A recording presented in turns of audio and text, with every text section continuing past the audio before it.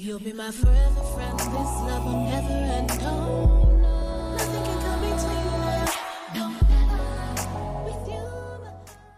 In the scenario, it was basically a couple who had been dating for about a year and a half. They got engaged and decided to take, some therapy, some premarital counseling, coaching, etc.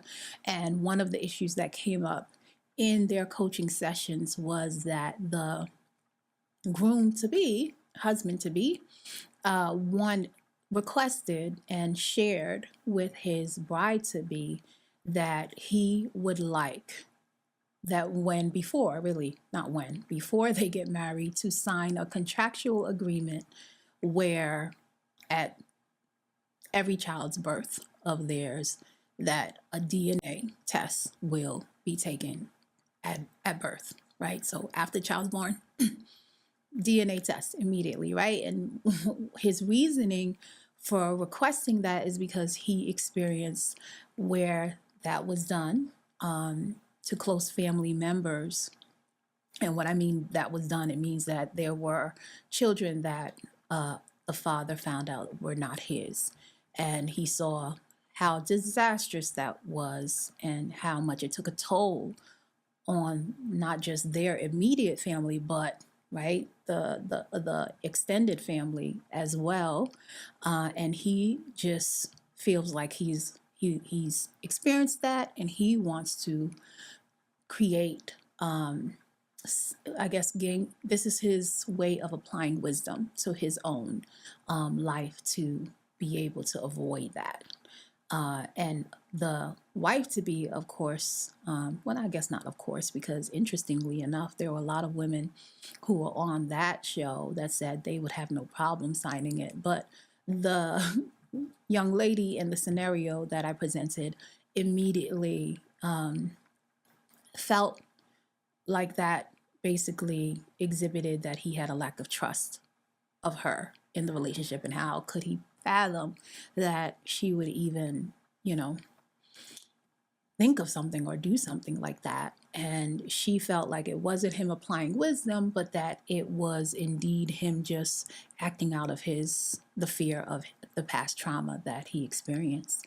And so I laid it out to everyone and asked them whose side are you leaning more to? Do you understand the gentleman's side? Do you feel like it is what he's saying? It's just he's experienced that. He completely trusts her, but at the same time, he wants to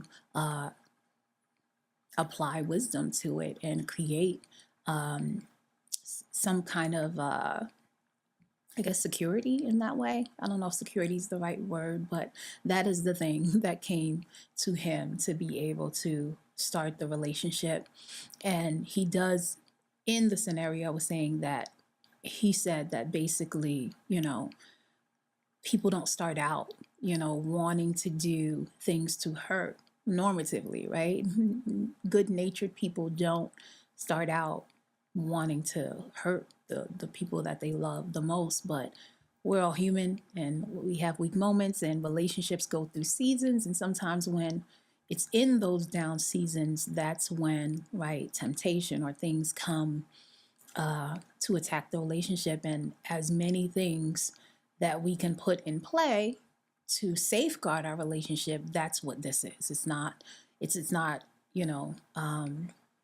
to say that I don't trust you or that I automatically or assuming that you're going to do something like that. So, basically I said, who do you agree with, the man or the woman? And a lot of them, some of them were in between, where they understood both outlooks. I think a lot of them actually were. And then there were definitely most of the men that came on said basically that they agree with the man, because a lot of them said they had either experienced or seen people go through scenarios like that. And it is a safeguard for them, particularly, right, to be able to know that the child that they are taking care of, protecting and providing for, is actually, right, theirs. So that was the scenario. And a lot of the women who came on said they wouldn't have any problem signing the document, if it would ease their future husband's, heart, soul, mind.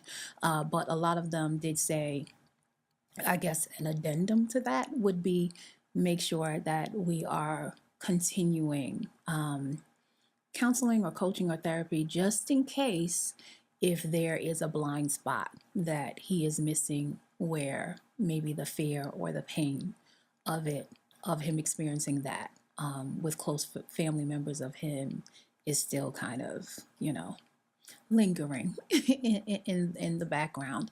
So it was really interesting. And I also had put out to them and presented that if the government was flirting with a law that mandated that when every child is born, that DNA test be done, would they be for it or against it?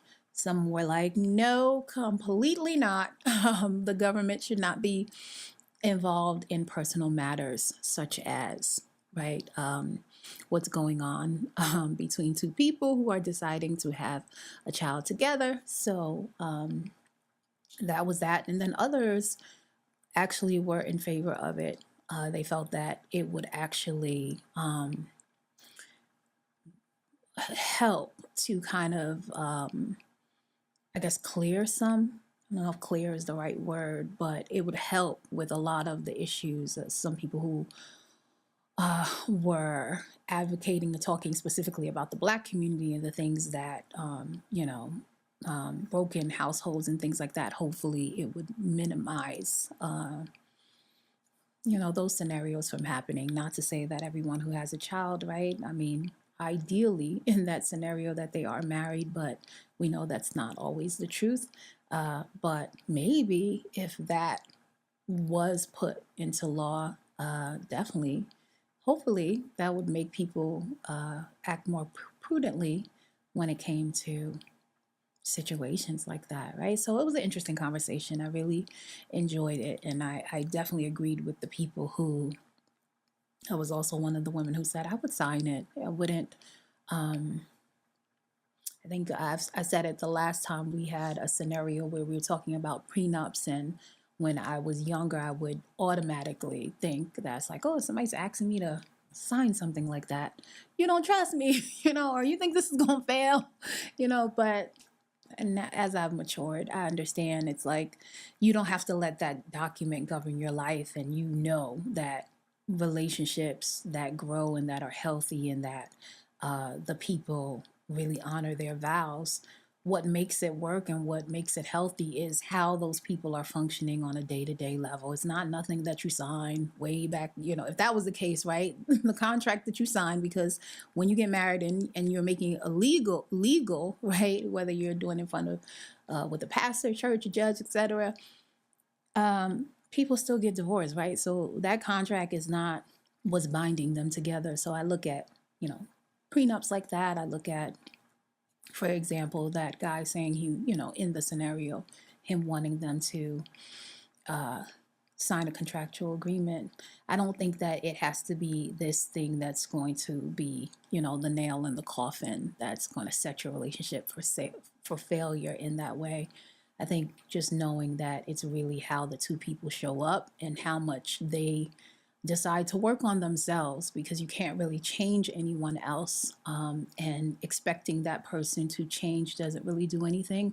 But I have seen in any type of relationship dynamic and scenario where if the person actually just switches the center and the attention on them and how they want to grow and how they want to change, normatively the people around them either are inspired to change or motivated to be better, because that person has dedicated and committed to their process of bettering themselves. Or if it's not a person that's meant to be in your life, that it's like oil and water, right? If someone has dedicated to progress in their life and to improve weaknesses and fortify strengths, it's going to be where if that other person is not doing that, two people who, how can they walk together unless they agree, right? So I've seen that happen in both scenarios.